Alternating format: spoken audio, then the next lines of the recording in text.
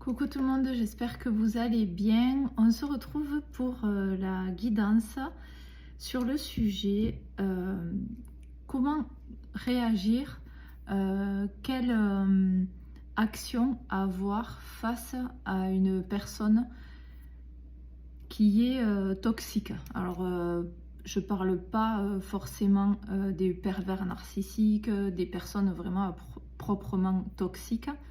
Ça peut être simplement des personnes qui, dans votre entourage, prennent beaucoup de place, vous donnent la sensation d'être moins bien qu'elle ou que lui, d'être moins efficace, par exemple au travail. Ça peut être un supérieur hiérarchique, par exemple.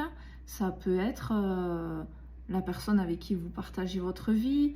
Ça peut être un ami, une amie, voilà, une personne que quand vous êtes en fait en sa compagnie, elle vous donne cette sensation d'être moins bien, de ne pas oser parler, de pas voilà. Je pense que on connaît tous plus ou moins ce type de situation où on se retrouve avec des personnes comme ça dans notre entourage.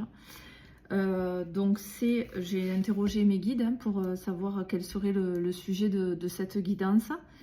Donc les messages qu'on vous donne, alors c'est tout domaine confondu.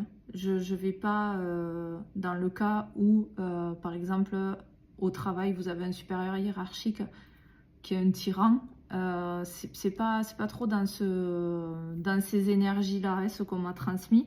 C'est plus vraiment vous, le rapport entre vous et cette personne. Le regard que vous portez, soit sur la relation, soit sur cette personne, mais qui du coup, ce qui en découle, c'est le regard que vous vous portez à vous-même.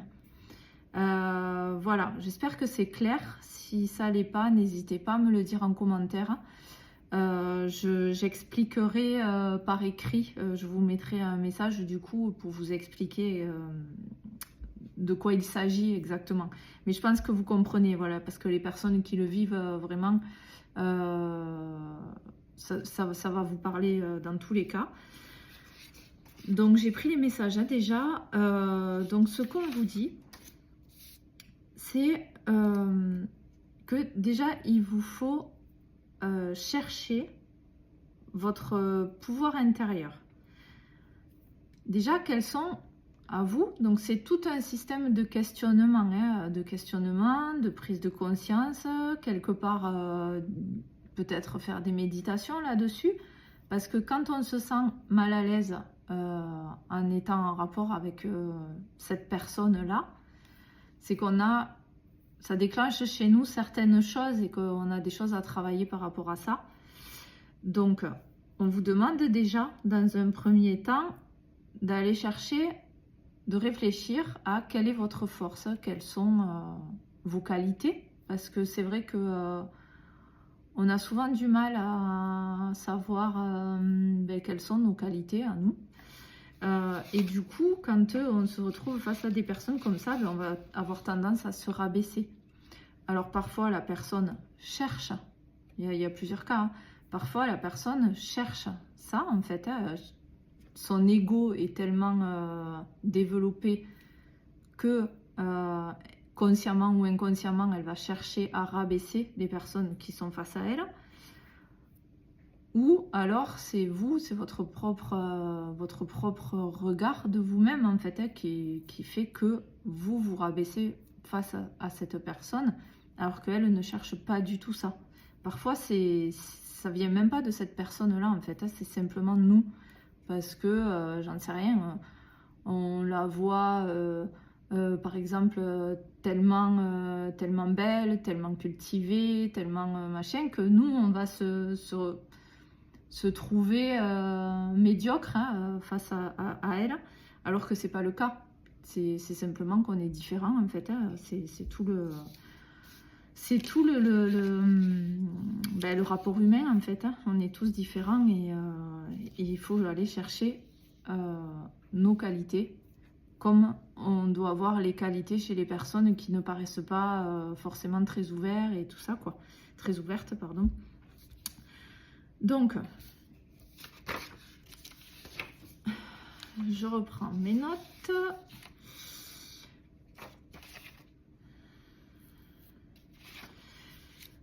Donc vos guides vous disent, voilà.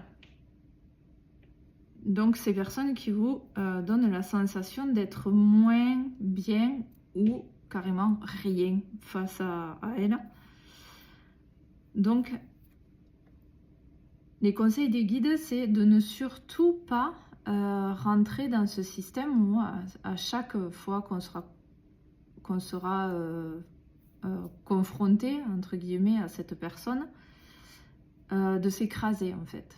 Voilà, parce que alors, moi aussi je l'ai vécu, hein, c'est qu'on va avoir tendance à se dire bon ben de toute façon ce que je vais dire ça servira à rien, ça sera pas intéressant, donc en fait on se tait, alors que on a des idées qui viennent par exemple au travail, hein, en réunion d'équipe par exemple, on se dit ben non, ce que je vais dire c'est idiot par rapport à ce qu'elle a à dire, donc je vais pas donner mes idées, voilà, donc et du coup on se met en situation d'infériorité et on se tait alors qu'on peut avoir des choses à apporter.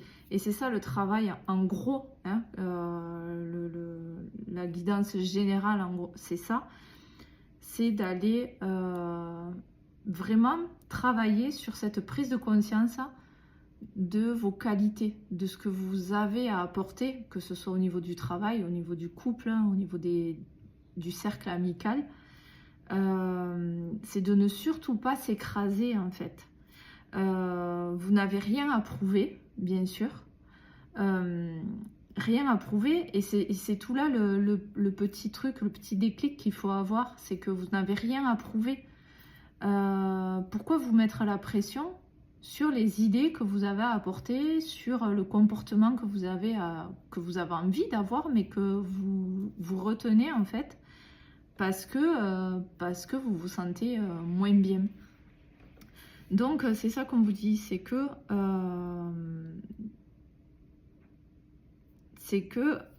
dans le cas où cette personne elle est consciente de ça, en fait ça va la conforter aussi dans le fait qu'elle est mieux, que elle en tout cas se sent mieux, parce qu'après au niveau comme je vous dis, on est tous égaux, donc il n'y a pas de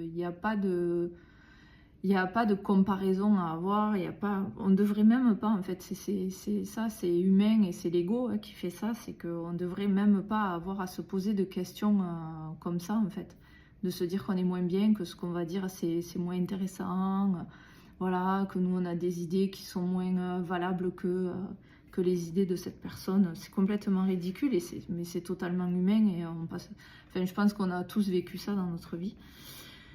Donc on vous dit de essayer plutôt de réfléchir à quelle situation cela vous ramène en fait.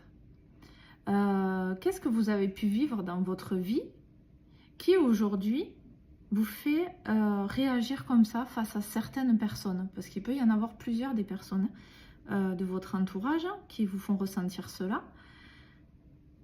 Donc c'est peut-être un vécu de l'enfance, le fait d'avoir été moqué sur une situation, peut-être qu'un jour, je sais pas, en classe vous avez levé le doigt pour donner une réponse en tout cas, et que tout le monde s'est moqué de vous parce que c'était une bêtise ou j'en sais rien, et du coup voilà, parfois c'est des petites choses de rien du tout dont on ne se rappelle même pas, mais le corps, l'âme l'a gardé en mémoire ça. Et du coup c'est ce qui aujourd'hui dans notre vie d'adulte va nous bloquer dans ces situations là où on est dans une réunion d'équipe par exemple, et où on a une idée, voilà, parce qu'on est en train de réfléchir sur des solutions à mettre en place, et vous avez une idée, mais vous n'osez pas la dire parce que vous avez peur d'être moqué, parce que ça vous renvoie en fait à ce que vous avez vécu il y a des années, dans votre enfance, voilà. Donc on vous dit déjà de faire ce travail-là, ça c'est un travail mental, d'aller chercher. Et ensuite, quelle blessure d'après vous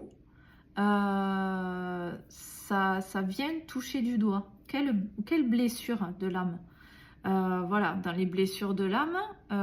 Donc si je peux vous conseiller, bon là c'est le deuxième livre, c'est la guérison des 5 blessures.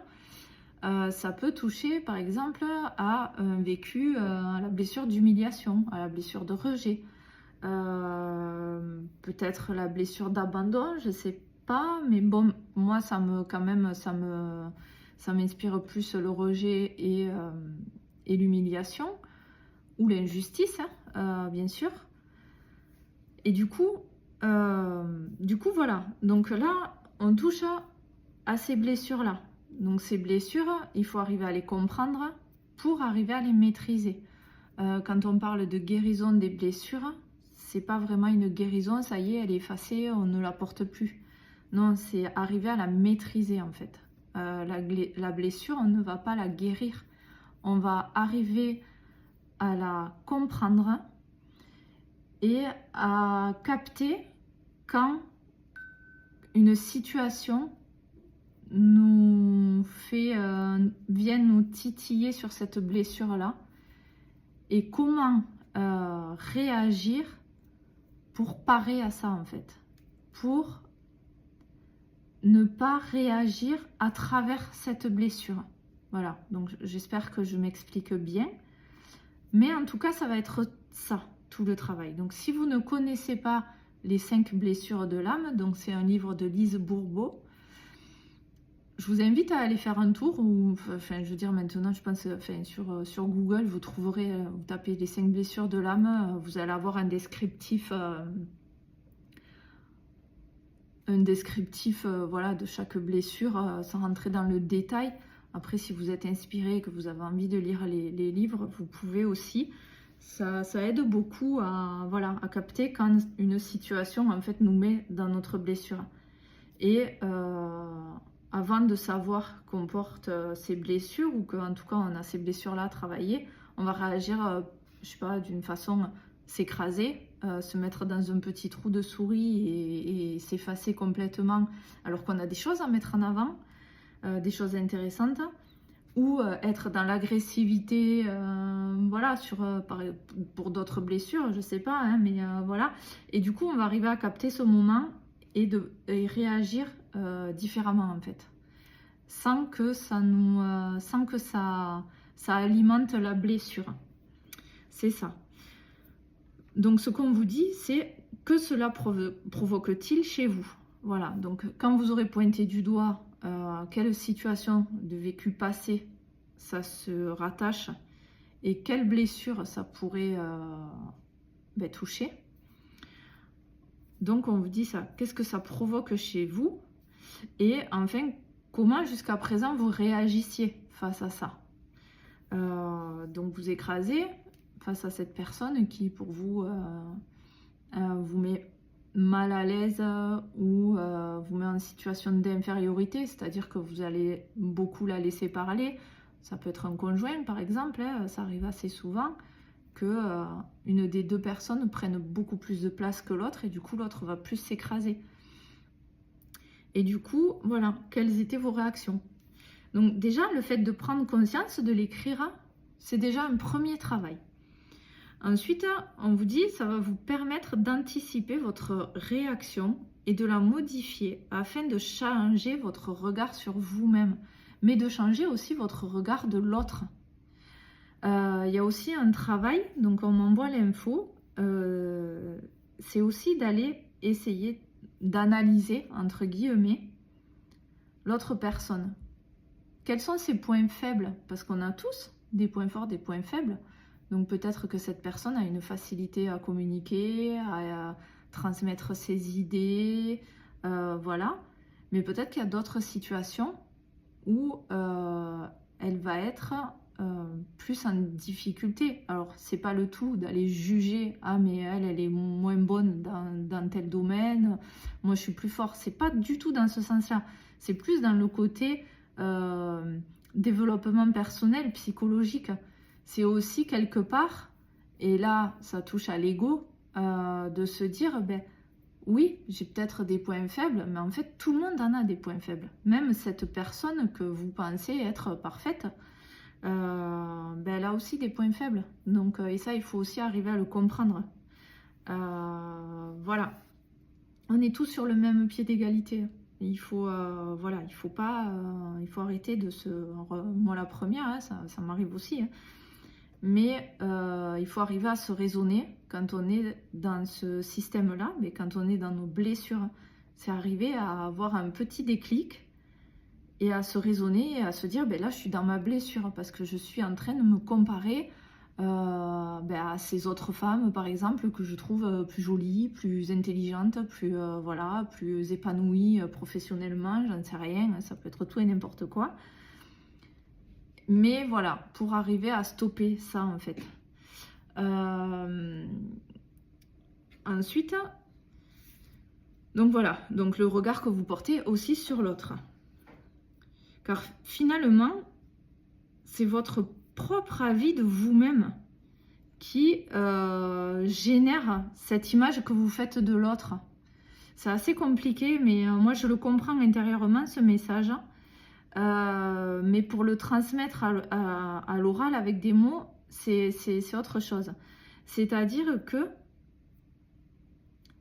la vie que vous avez de vous-même, en fait, va créer le regard que vous portez sur l'autre. Donc vous allez trouver l'autre mieux parce que vous n'avez pas confiance en vous. C'est un peu ça, pour schématiser, voilà. Mais je pense que c'est simple de le dire comme ça.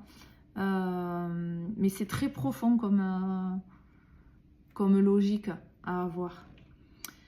Donc on vous dit de méditer là-dessus. Et de vous dire aussi que peut-être ce que vous vivez à travers cette personne, le regard que vous avez sur elle, en fait il y a une personne derrière vous qui a peut-être ce même regard sur vous, parce qu'en fait on ne sait pas. Et comme on dit, on est toujours le bourreau de quelqu'un, en fait. On peut être sans s'en rendre compte, parce que parfois on n'est pas méchant, on est dans le cœur, et pourtant, sans s'en rendre compte, on peut un jour faire souffrir quelqu'un, voilà. Donc, c'est vraiment... Donc là, c'est pour étoffer, en fait, le fait qu'on est tous égaux et qu'à un moment donné, on peut aussi faire... comment dire, faire vivre ça à une autre personne, enfin, même si ça c'est pas forcément conscient, parce que finalement c'est vous qui portez ce regard-là sur l'autre. Bon, après, comme je disais tout à l'heure, il peut y avoir plusieurs cas, c'est-à-dire que la personne en face peut avoir conscience que voilà, son ego fait que elle va se mettre en avant, elle va, voilà. Alors c'est soit son ego, mais quand on vous dit de réfléchir à ses faiblesses, c'est aussi se dire que cette personne, elle porte aussi des blessures. Donc, le fait qu'elle réagisse comme ça, que peut-être elle se mette en avant, qu'on a l'impression qu'elle a un ego surdimensionné, ben c'est peut-être aussi que derrière, elle a des blessures qu'elle vient combler justement avec cet ego. Vous voyez? Donc, il y a tout ça. Et quand on commence à avoir ce regard-là sur les autres, ben, du coup, on trouve un peu plus notre place parce qu'on arrive mieux à comprendre les autres et à être j'ai pas le mot, mais à être plus ouvert en fait aux relations sociales et humaines, parce qu'on porte tous des blessures de toute façon et on réagit pas tous de la même façon. Nous, certaines personnes vont se mettre dans un petit trou de souris pour se cacher. Et d'autres, c'est leur ego qui va prendre le dessus et qui va donner l'impression que ces personnes sont égocentriques, quoi. Et du coup, voilà. Et imbus de leur personne, et voilà. Et du coup, parce qu'on réagit tous de la même, différemment, pas de la même façon. Donc voilà, je regarde... Donc le dernier message en fait des guides, c'est soyez forts en toutes circonstances. Nous naissons et mourrons tous égaux dans tous les cas. Seuls les paramètres humains, matériels, entre guillemets, nous rendent différents en fait. C'est notre côté humain en fait qui crée toutes ces différences. c'est le regard qu'on a de l'autre, voilà, parce que il y a le rang social, il y a plein de choses qui, une personne va porter que des vêtements de marque par exemple et une autre non, mais au final on est pareil et ça change rien au fait que on a tous la capacité d'être une belle personne. Une belle personne, quand je dis belle personne, c'est une personne avec du cœur, c'est une personne ouverte aux autres, c'est une personne qui ne va pas écraser les autres pour avancer. C'est ça, être une belle personne, c'est de savoir que même si au niveau social, on a une situation financière plus développée que d'autres, c'est qu'en fait on est au même niveau. Voilà. Et c'est juste le côté matériel. Donc c'est ça qu'on nous dit. Alors lorsque vous gardez cela en tête et en ligne de conduite, vous changerez votre regard de l'autre et arriverez à garder votre valeur intacte. Finalement, vous vivez votre vie, votre propre existence et rien ne peut vous atteindre tant que vous garderez cette grandeur d'esprit. Donc voilà, c'est ça le message des guides. C'est vraiment d'arriver à faire ce travail intérieur, de s'ouvrir au fait qu'il y a des choses immensément plus grandes que notre petite personne humaine en fait. Et que toutes ces comparaisons qu'on peut avoir, parce que même si on se met dans un petit trou de souris, parce qu'on ne va pas oser parler, parce que on est mal à l'aise, on a peur de dire des bêtises et tout ça, déjà ça se rattache à nos blessures. Donc ça, on vous demande de faire un travail là-dessus, de savoir à quoi ça se rattache, de quand vous étiez petit ou petite, ou votre vie d'adulte aussi, hein, ça peut être, voilà. Mais en tout cas, c'est de sortir de ce système de valeurs en fait. Voilà. Tout ce que vous pouvez apporter a de l'importance. C'est vous qui vous dites que c'est moins bien que les autres. Donc, gardez cette authenticité. On est tous humains, on est tous égaux et on peut être tous authentiques. Donc, il faut garder cette authenticité et la partager. Et quand on est authentique, on est apprécié et on a énormément de choses à apporter aux autres. Et même si ce n'est pas une idée pour le développement ou l'organisation de votre équipe au travail, ça va être vos valeurs humaines qui peuvent apporter quelque chose au sein de votre entreprise, tout simplement. Donc, gardez ça en tête. Repensez au message des guides et à ce qu'on vous demande de travailler. Et continuez. Voilà, il n'y a plus à se poser de questions et à se dévaloriser. Voilà, si vous avez aimé cette guidance, n'hésitez pas à mettre un like, à me mettre un petit commentaire, à la partager et n'oubliez pas de vous abonner à ma page. Je vous embrasse et je vous dis à ce week-end, je sortirai une guidance pour le mois d'août. Voilà, bye bye.